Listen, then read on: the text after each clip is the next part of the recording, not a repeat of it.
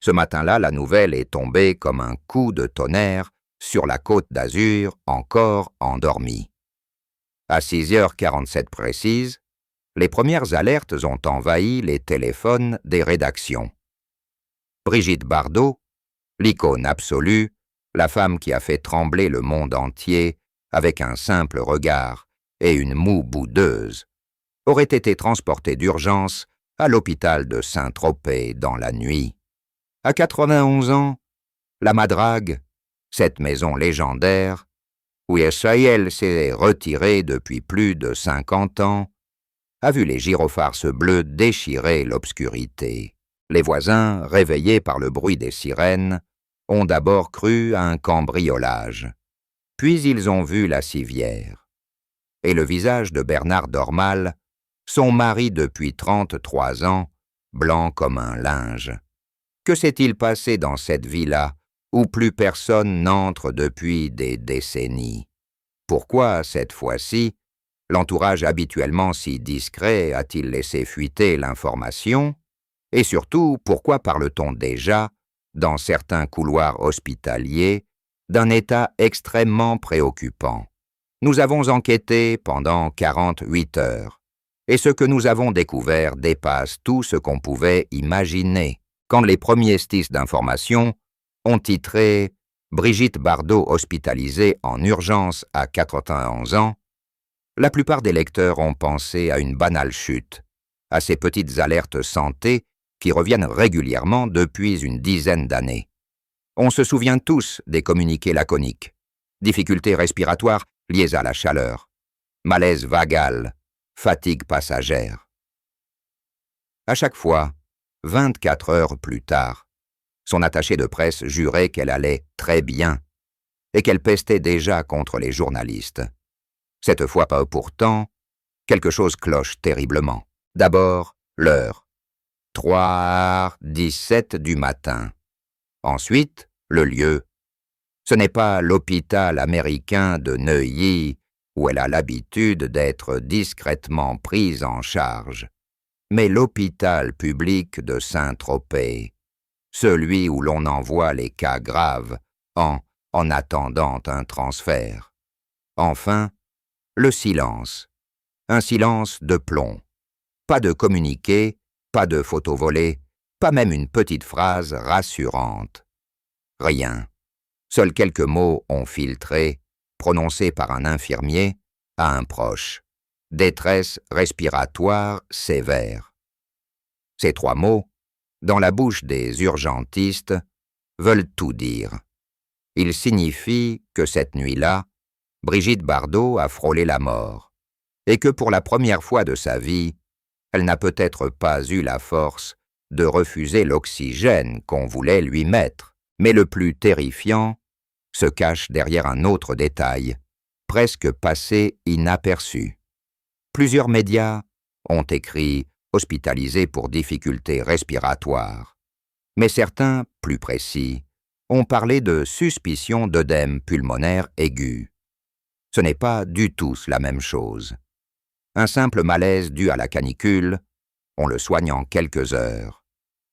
Un œdème pulmonaire aigu, à 91 ans, avec les antécédents qu'on lui connaît, c'est une toute autre histoire. C'est le cœur qui lâche. C'est le corps qui dit « stop ». C'est la faim qui commence à frapper à la porte. Et quand on sait que Brigitte Bardot a toujours refusé, par principe, les traitements lourds, qu'elle a signé depuis des années des directives anticipées refusant l'acharnement thérapeutique, on comprend pourquoi Bernard Dormal était décrit comme « effondré » par ceux qui l'ont croisé dans les couloirs. Le titre, derrière sa apparente banalité, cache donc une réalité bien plus brutale.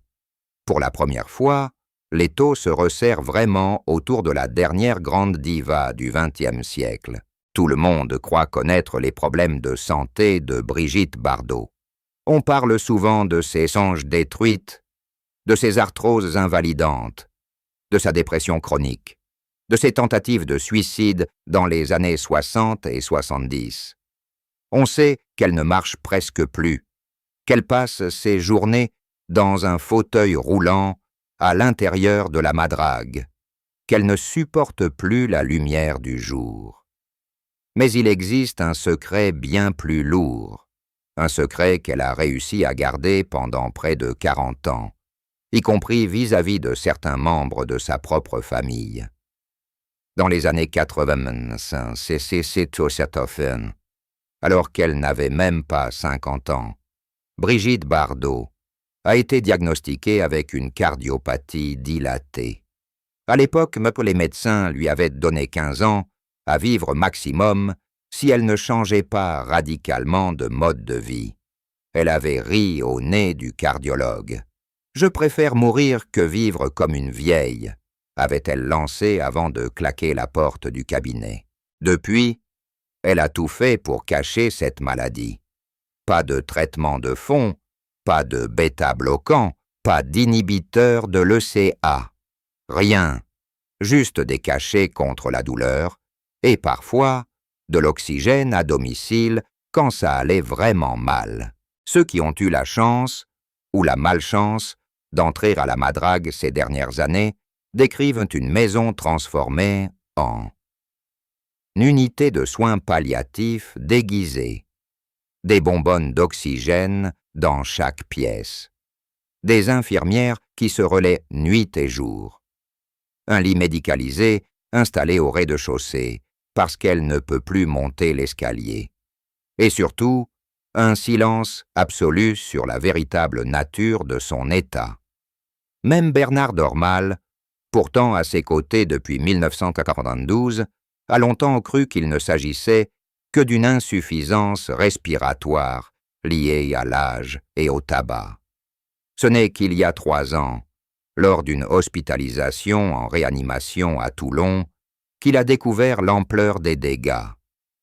Le cœur de Brigitte Bardot n'est plus qu'une poche distendue, incapable de pomper correctement le sang.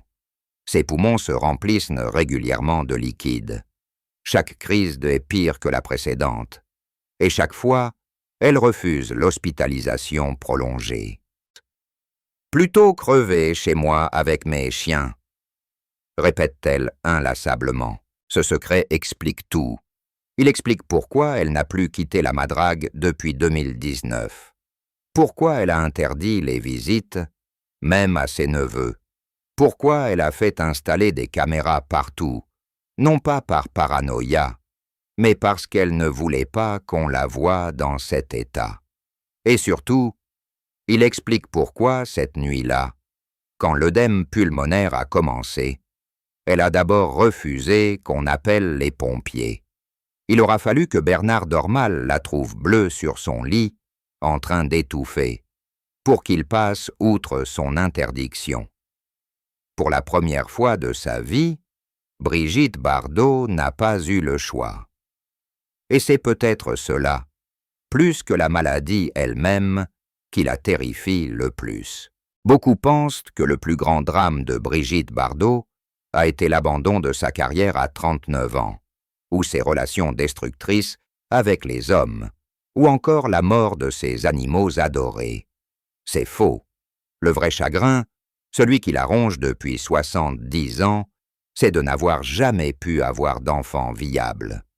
On connaît l'histoire de Nicolas, son fils unique, né en 1960, et qu'elle a confié très tôt à son père, Jacques Charrier. Mais ce que presque personne ne sait, c'est qu'elle a fait au moins 4 fausses couches graves entre 1958 et 1966, dont 2 ont failli la tuer.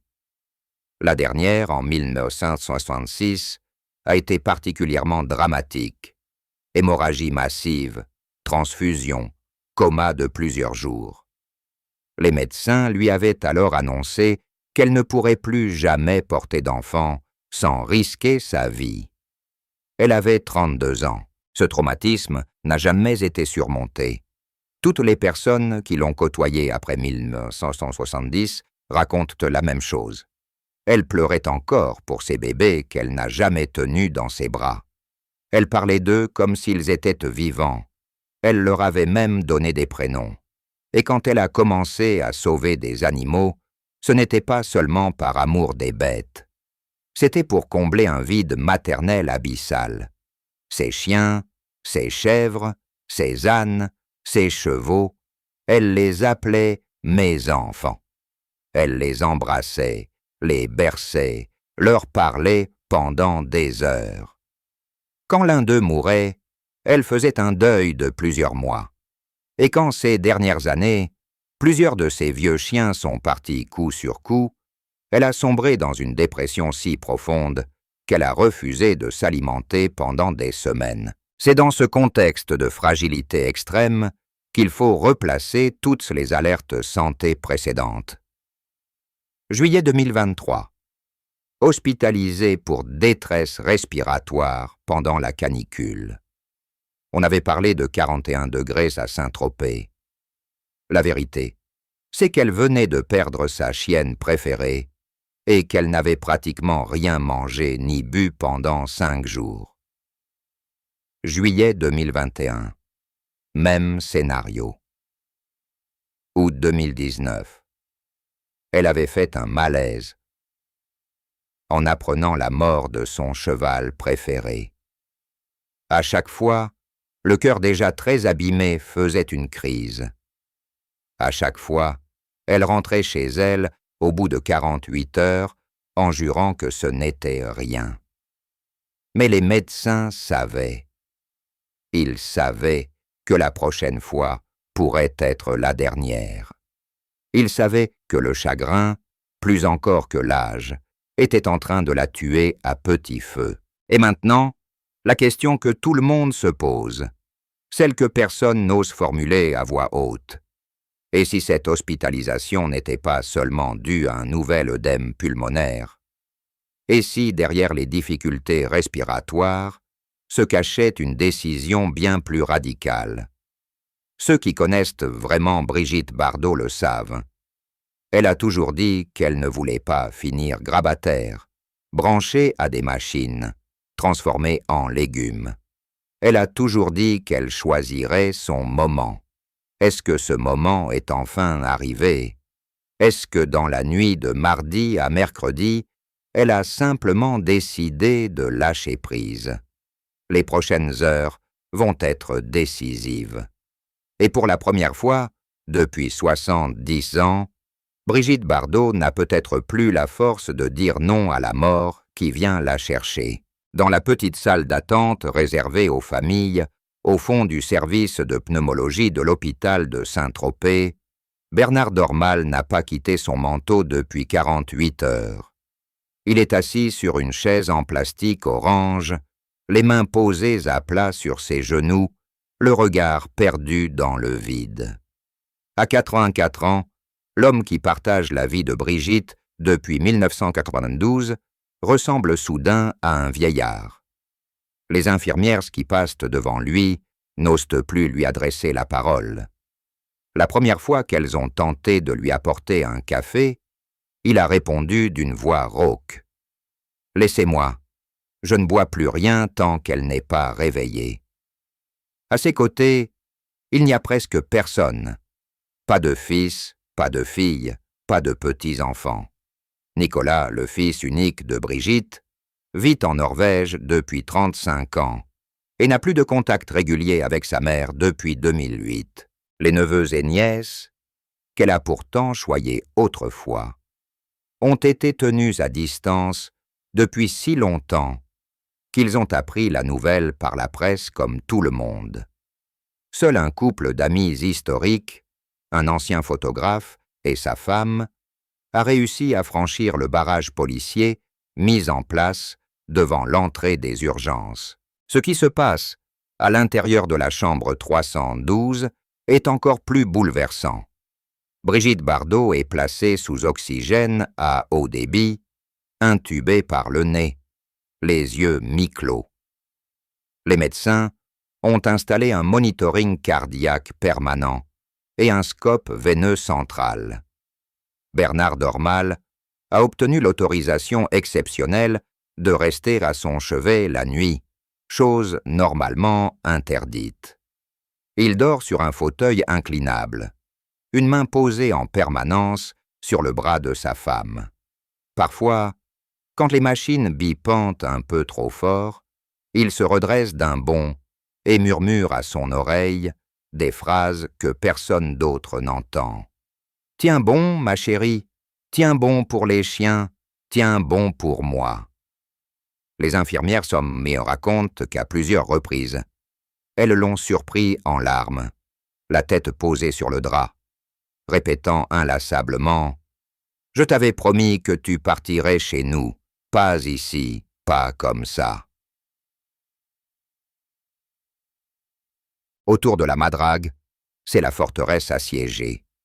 Les employés de maison, une dizaine de personnes qui vivent là à l'année, ont reçu l'ordre formel de ne laisser entrer personne, pas même la presse people, habituée à négocier. Les chiens, une quinzaine, tournent en rond dans le parc, sentant que quelque chose ne va pas. La gouvernante, une femme d'une soixantaine d'années qui est à son service depuis 1987, a été vue en pleurs dans la cour, en train de téléphoner. Elle ne veut plus se battre. Elle me l'a dit hier soir, avant de perdre connaissance. Elle m'a dit « C'est fini.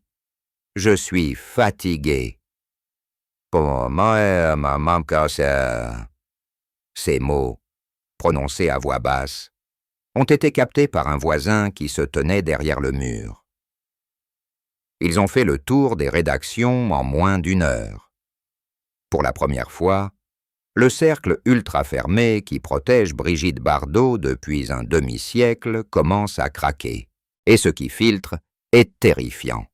Elle aurait, dans un moment de lucidité, redemandé à rentrer chez elle pour mourir, refusant toute nouvelle tentative de réanimation si son cœur s'arrêtait. De l'autre côté des grilles de l'hôpital, c'est l'apocalypse.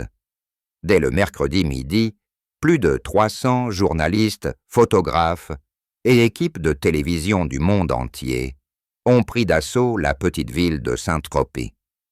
Les hélicoptères tournoient au-dessus de la citadelle. Les chaînes d'information en continu ont installé leurs régies sur le port. Les réseaux sociaux explosent. Le hashtag « Pris pour bébé » est numéro 1 mondial depuis 36 heures. Des fans historiques, certains qui ne l'ont pas vu depuis les années 60, ont fait le déplacement depuis Paris, Marseille, Lyon. Une femme de 60 ans, était ancienne figurante sur le tournage de Et Dieu créa la femme, a été retrouvée évanouie devant l'entrée des urgences après avoir passé la nuit dehors avec une photo dédicacée dans les mains. Des gerbes de fleurs s'accumulent, des lettres, des peluches, des portraits dessinés. Une petite fille de 10 ans a déposé un mot qui a fait pleurer tout le personnel. « Chère Madame Bardot, quand je serai grande, je veux être aussi belle et aussi courageuse que vous. S'il vous plaît, ne partez pas. » Sur Internet, c'est la guerre. Les comptes officiels de Brigitte Bardot, tenus par sa fondation, ont publié un unique communiqué laconique mercredi soir. Madame Brigitte Bardot est hospitalisée et son état est sérieux. Merci de respecter son intimité et celle de son époux. Mais cela n'a pas suffi. Les rumeurs les plus folles circulent. Elle serait dans le coma. Elle serait déjà morte. Et on cacherait l'annonce. Elle aurait tenté de mettre fin à ses jours avec des médicaments. Une chaîne d'information a même diffusé en boucle une prétendue source médicale, affirmant qu'elle était placée sous sédation profonde. L'hôpital a dû publier un démenti officiel à 3h07 du matin. En parallèle, des milliers de messages de soutien affluant du monde entier. Catherine Deneuve, Alain Delon, Johnny Hallyday auraient appelé depuis l'au-delà si c'était possible.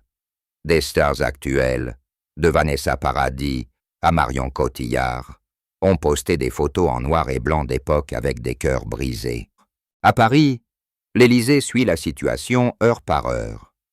Brigitte Macron aurait tenté d'appeler Bernard Dormal à plusieurs reprises, sans succès. Des rumeurs insistantes parlent d'un avion médicalisé prêt à décoller depuis Paris pour la transférer dans une clinique privée si son état se stabilise. Mais pour l'instant, rien n'est moins sûr.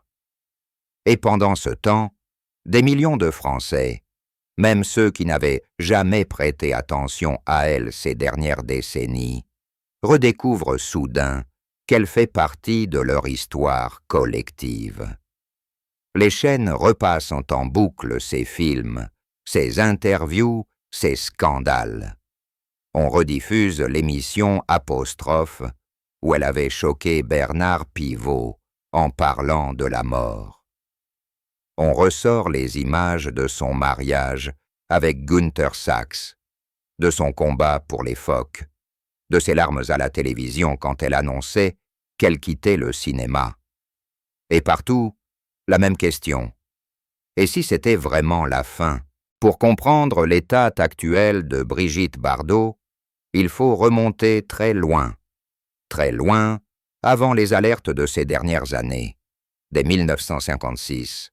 À seulement 22 ans, pendant le tournage de Et Dieu créa la femme, elle avait déjà fait un premier malaise cardiaque que Roger Vadim avait minimisé en parlant de crise de nerfs. En réalité, les médecins de l'époque avaient détecté une tachycardie paroxystique liée à un stress extrême et à une consommation massive d'amphétamines pour tenir le rythme infernal des tournages.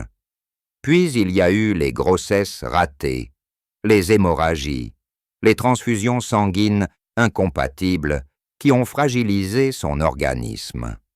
Dans les années 70, l'alcool et les tranquillisants en quantité industrielle. Dans les années 80, le diagnostic de la cardiopathie dilatée qu'elle a toujours nié.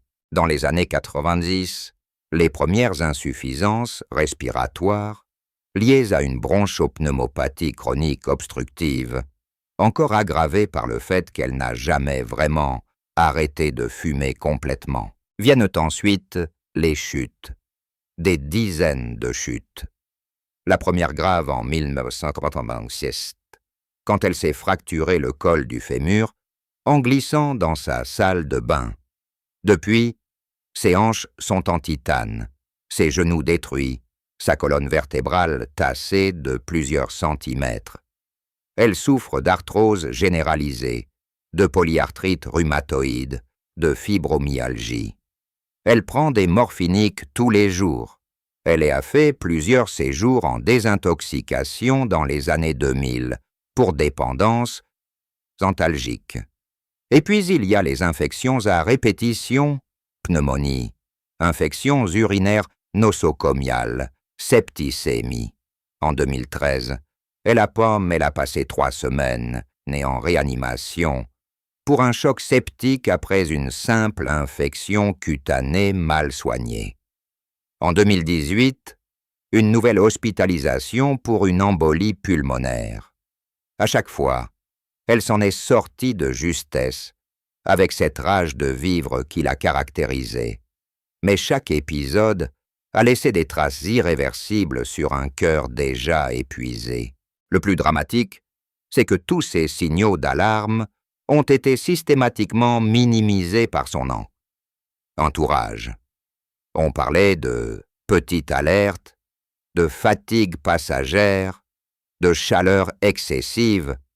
Jamais on n'a prononcé les mots insuffisance cardiaque terminale, soins palliatifs, fin de vie, parce qu'elle refusait qu'on les prononce, parce qu'elle menaçait de se suicider si on osait seulement suggérer qu'elle était gravement malade, parce qu'elle voulait continuer à incarner l'image de la femme libre, indomptable, éternellement jeune, même dans un corps qui s'effondrait.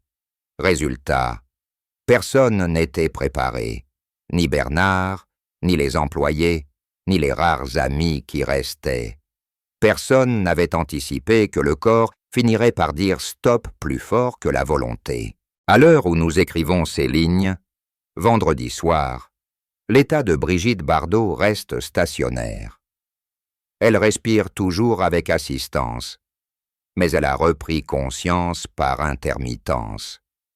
Elle a reconnu Bernard. Elle a murmuré quelques mots.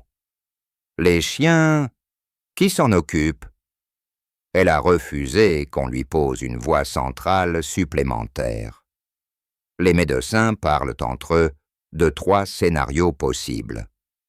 Le premier, le plus optimiste, une stabilisation relative qui permettrait un retour à domicile dans les prochains jours, avec une augmentation massive de l'oxygénothérapie et l'installation d'une assistance ventriculaire temporaire. Peu probable, vu la fragilité extrême de son myocarde. Le deuxième scénario, le plus réaliste. Une sortie en soins palliatifs à domicile dans les prochains jours, avec une équipe spécialisée qui se relayerait 24 heures sur 24 à la Madrague. Elle mourrait chez elle, entourée de ses animaux, dans les semaines ou les mois à venir. Le troisième scénario, celui que tout le monde redoute, mais que personne n'exclut. Une nouvelle décompensation brutale dans les prochaines heures ou les prochains jours, avec arrêt cardiaque cette fois-ci irréversible. Dans ce cas, conformément à ses volontés maintes fois répétées, aucune réanimation ne serait tentée. Ce qui est certain, c'est que, même en cas de retour à la maison, plus rien ne sera comme avant. La Madrague va devoir être transformée en véritable unité de fin de vie. Les chiens les plus jeunes seront peut-être placés, car elle ne pourra plus s'en occuper. Bernard Dormal, lui-même très affaibli, parle déjà de léguer la propriété à la Fondation Brigitte Bardot, après leur disparition à tous les deux, avec clause de transformation en refuge pour animaux âgés. Des dispositions testamentaires ont été prises en urgence ces dernières 48 heures. Des notaires ont été vus entrant et sortant discrètement de l'hôpital. Et puis il y a la question que personne n'ose poser, mais qui hante tous ceux qui l'aiment. Et si elle décidait consciemment de lâcher prise, ceux qui la connaissent vraiment savent qu'elle a toujours dit qu'elle ne voulait pas devenir une charge, qu'elle ne voulait pas finir incontinente, grabataire, méconnaissable. Elle a 91 ans. Elle a eu une vie hors norme. Elle a aimé. Elle a souffert. Elle a brûlé la chandelle par les 2 bouts. Peut-être que tout simplement, elle estime avoir assez vécu. Peut-être que cette hospitalisation n'est pas un accident, mais une délivrance qu'elle attendait depuis longtemps. Quoi qu'il arrive dans les prochains jours, une chose est sûre. Brigitte Bardot s'en ira comme elle a vécu, en imposant sa volonté jusqu'au bout, en refusant de se soumettre, en choisissant peut-être le moment et le lieu, et quand elle partira, elle emportera avec elle un morceau de rêve, un morceau de France, un morceau d'éternelle jeunesse que plus jamais personne ne pourra